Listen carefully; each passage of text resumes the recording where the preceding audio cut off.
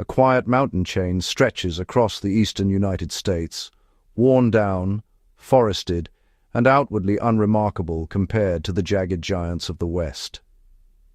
Yet beneath that calm exterior lies a geological history that challenges common assumptions and forces a deeper question. How could a landscape so subdued today have once rivaled some of the most violent volcanic systems on Earth? What erased the towering cones, the lava flows, the ash-choked skies?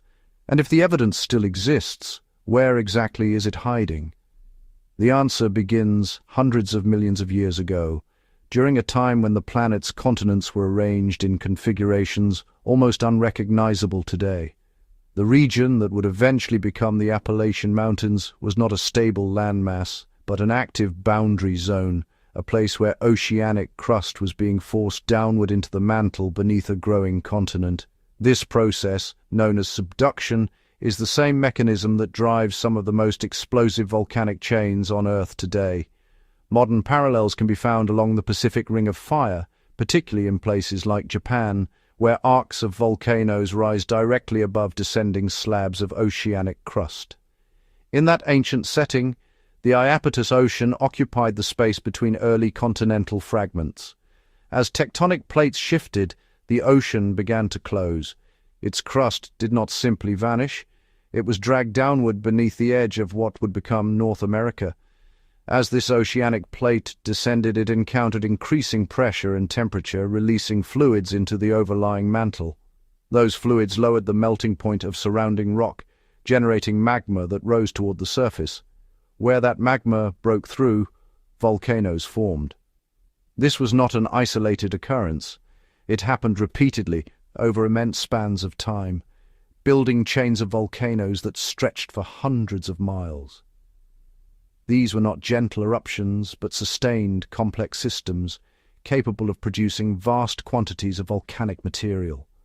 Layers of ash, lava, and fragmented rock accumulated, forming structures that in some cases likely rivaled modern volcanic arcs in scale and intensity. The Appalachians, in their earliest recognizable phase, were not quiet hills, but part of a dynamic volcanic system driven by the closure of an ocean. The geological record preserves this history, though not in the way most might expect. The volcanic cones themselves are gone, erased by time and relentless erosion. However, the rocks that once fed those volcanoes remain. Deep beneath the surface and in places exposed at ground level are the hardened remnants of magma chambers, volcanic conduits, and metamorphosed volcanic deposits. These materials tell a consistent story. The region experienced prolonged volcanic activity associated with subduction processes. One of the most significant intervals in this transformation occurred during what is known as the tectonic orogeny. This mountain-building event marked a period when volcanic island arcs, chains of volcanoes formed above subduction zones, collided with the edge of the North American continent. As these arcs approached, the intervening oceanic crust continued to descend, fueling further volcanic activity. Eventually, the arcs themselves were forced against the continent, compressing, deforming, and uplifting the crust. This collision did not simply add material to the continent, it fundamentally reshaped the region. The volcanic arcs, along with accumulated sediments and oceanic fragments, were welded onto the continental margin. The result was a thickened crust and the beginnings of a mountain chain. At the same time, ongoing subduction ensured that magma continued to rise, feeding volcanic systems that were now being integrated into a growing orogenic belt. The process unfolded in stages, ocean crust subducted beneath the continent, generating magma. That magma rose, forming volcanoes. Then, as tectonic forces drove land masses together, those volcanic systems were compressed and uplifted, contributing to mountain building. It was not a single event, but a sequence of interconnected processes that transformed a marine environment into a volcanic arc and then into a mountain chain. Evidence for this sequence is embedded in the mineral composition and structure of Appalachian rocks. Certain formations contain minerals that only form under conditions associated with volcanic activity and subduction zones. Others display chemical signatures that match those found in modern volcanic arcs. There are also remnants of ancient lava flows and volcanic ash layers, though they have often been altered by heat and pressure over hundreds of millions of years. These transformations are crucial to understanding why the Appalachians look the way they do today. Unlike younger mountain ranges, which still retain sharp peaks and active geological features, the Appalachians have undergone extensive erosion. Over hundreds of millions of years, wind, water, and chemical weathering have stripped away the upper layers of rock, removing entire volcanic cones and exposing deeper structures. What remains is not the surface expression of volcanoes, but their internal architecture. It is comparable to examining the underground plumbing of a volcanic system after the visible mountain has been completely removed. Magma chambers that once lay miles beneath the surface are now exposed. Solidified conduits, through which molten rock once traveled, can be identified in certain rock formations.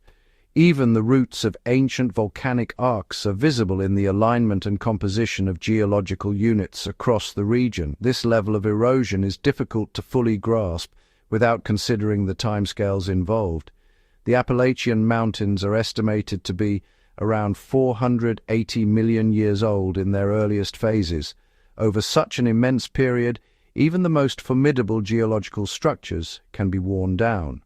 For comparison, many of the world's prominent volcanic mountains today are only a few 100,000 to a few million years old.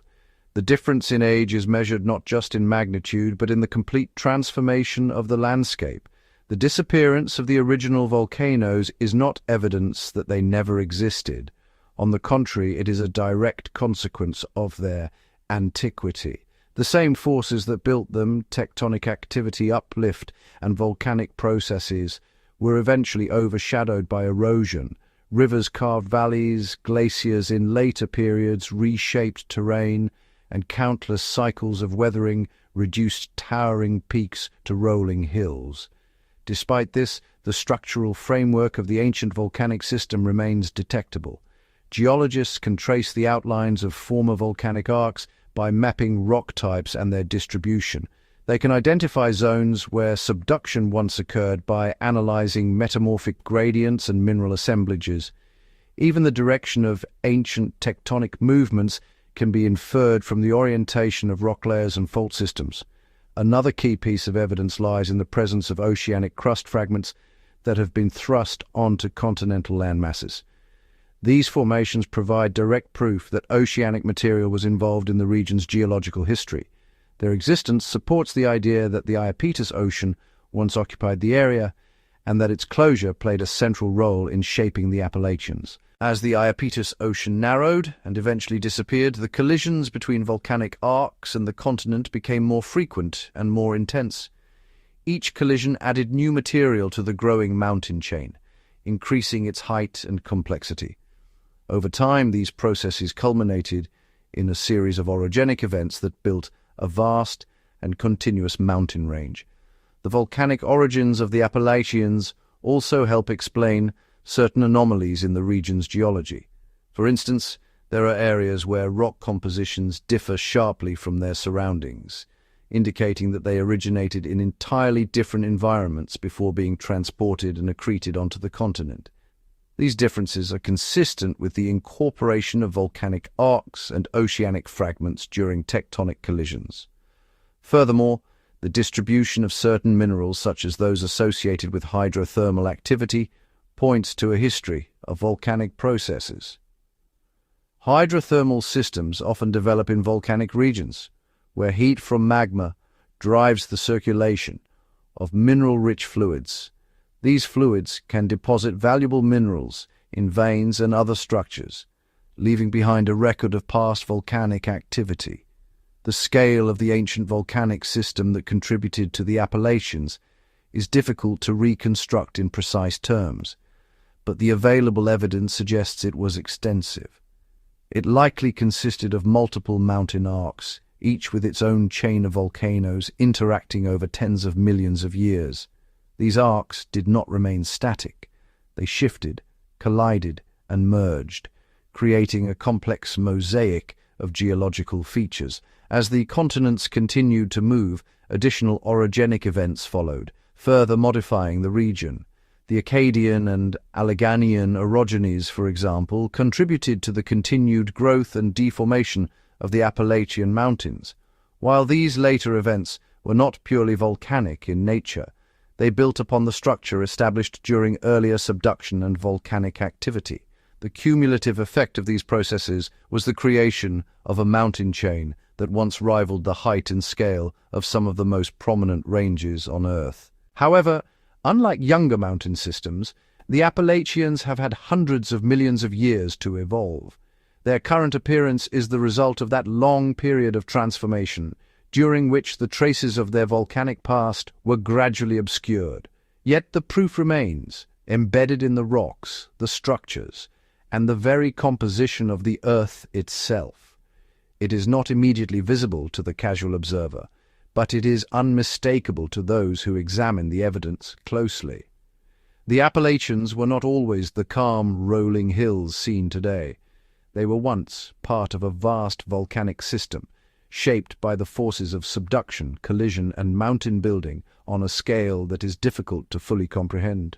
The implications of this history extend beyond a simple reclassification of the region's origins. They provide insight into the dynamic nature of Earth's crust and the processes that can transform entire landscapes over geological time. They also highlight the importance of looking beyond surface appearances to understand the deeper mechanisms at work. The scale of transformation that followed those early volcanic phases becomes clearer when the later stages of continental assembly are examined.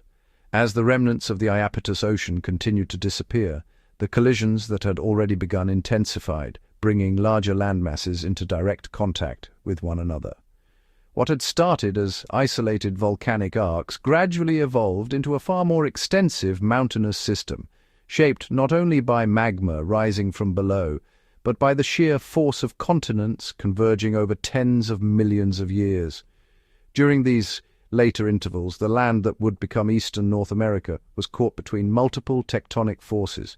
Additional fragments of crust, including microcontinents and island arcs, were driven inward and attached to the growing margin.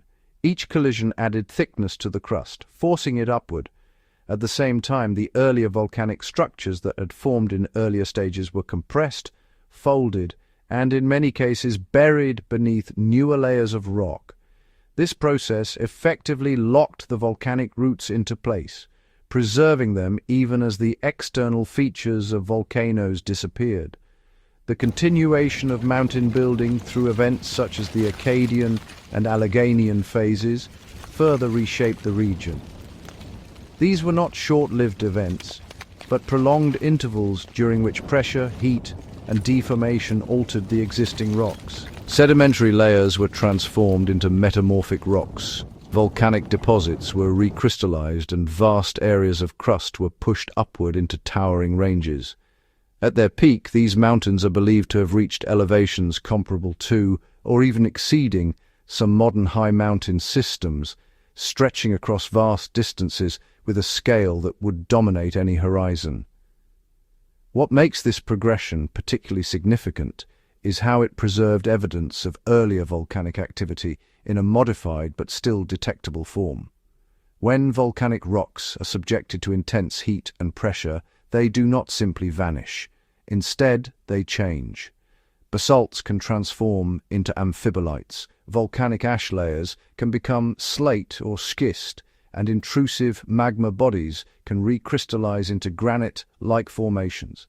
These transformations complicate the geological record, but they also safeguard it. Even after hundreds of millions of years, the original composition and structure can still be identified through careful analysis. One of the clearest indicators of this volcanic past lies in the chemical signatures of Appalachian rocks. Certain elements, including trace metals and isotopic ratios, align closely with those found in modern subduction zone volcanic arcs. These chemical fingerprints cannot be easily explained by other processes. They point directly to magma generation associated with descending oceanic plates, reinforcing the conclusion that the region once functioned as an active volcanic zone. Another layer of evidence comes from the alignment of rock belts across the Appalachian Range. These belts often follow patterns consistent with ancient arc systems, including zones of volcanic material, adjacent sedimentary basins, and regions of high-grade metamorphism closer to former subduction boundaries. The spatial arrangement of these features mirrors what is observed in present-day tectonic settings, providing a structural map of how the ancient system operated. Over time, however, the forces that built the mountains were overtaken by those that would dismantle them. Once tectonic collisions slowed and the region became more stable, erosion emerged as the dominant factor shaping the landscape. Rainfall, river systems, temperature changes, and chemical weathering began the long process of breaking down the elevated terrain. Material that had been pushed high above sea level was gradually worn away and transported outward, often depositing in basins far from its original source. This erosion did not occur uniformly. Softer rocks were removed more quickly, while harder formations resisted longer. The result was an uneven process that sculpted ridges, valleys, and plateaus, exposing deeper and deeper layers of the crust. Over immense spans of time, entire mountain peaks disappeared. Volcanic cones that once rose thousands of feet into the air were reduced to fragments and in many cases erased completely. The concept of roots becomes critical in understanding what remains today. In a volcanic system, the visible mountain represents only a fraction of the overall structure. Beneath it lies a network of magma chambers, feeder dikes, and rocks altered by heat. When erosion strips away the upper layers, these deeper components are left behind. The Appalachians, in their current form, are essentially a cross-sectional view of that deeper system. In certain areas, these remnants are particularly evident. Exposed granite bodies, for example, often represent the solidified cores of ancient magma chambers. Linear features of dark, dense rock may mark the pathways through which magma once traveled toward the surface.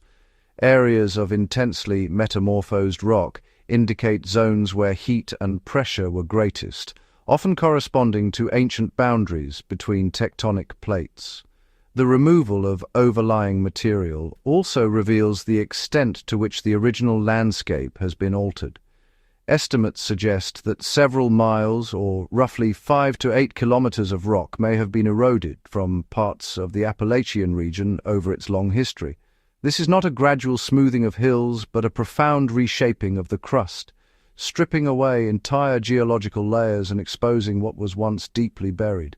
Glacial activity during more recent geological periods added another dimension to this transformation. While the glaciers did not create the mountains, they modified their surface, carving valleys and redistributing sediments. In the northern portions of the range, glacial movement left behind features that further mask the ancient volcanic origins, adding complexity to an already intricate geological record. Despite these layers of change, the underlying story remains consistent. The Appalachians originated in a setting defined by subduction, magma generation, and volcanic arc formation. They were built through repeated collisions and uplift, then gradually dismantled through erosion and weathering. What exists today is not a contradiction of that past, but its result, an evolved landscape that retains the signatures of its origin in altered form. Understanding this history also reframes how the region is perceived in a broader geological context. The Appalachians are often compared to younger ranges like the Rockies or the Himalayas, but such comparisons can be misleading without accounting for age. A mountain chain that has existed for nearly 500 million years will inevitably look different from one that formed within the last few tens of millions. The absence of active volcanoes does not indicate a lack of volcanic history. It reflects the passage of extraordinary time. The idea that entire volcanic systems can disappear so completely may seem counterintuitive, yet it is a fundamental aspect of Earth's continuous evolution. Tectonic plates continue to move, oceans open and close, and mountain ranges rise and fall. The Appalachians provide a clear example of this cycle, capturing a stage in which volcanic activity dominated, followed by a much longer period of erosion and stabilization. Even the soil and ecosystems of the region are influenced by this deep history. The breakdown of volcanic and metamorphic rocks contributes to the composition of soils, affecting vegetation patterns and land use. Minerals derived from ancient volcanic materials can influence water chemistry and nutrient availability, linking the distant past to present-day environmental conditions. In practical terms, the remnants of this volcanic past also have economic implications. Certain mineral deposits associated with hydrothermal systems, which often develop in volcanic settings, are found within the Appalachian region. These include ores formed from fluids that once circulated through hot rock, depositing metals as they cooled. While not all such deposits are economically viable today, their presence underscores the continuing impact of ancient geological processes. If you found this breakdown compelling and want more deep dive content like this, make sure to like, share, and subscribe, and tap that hype icon to help this video reach a wider audience.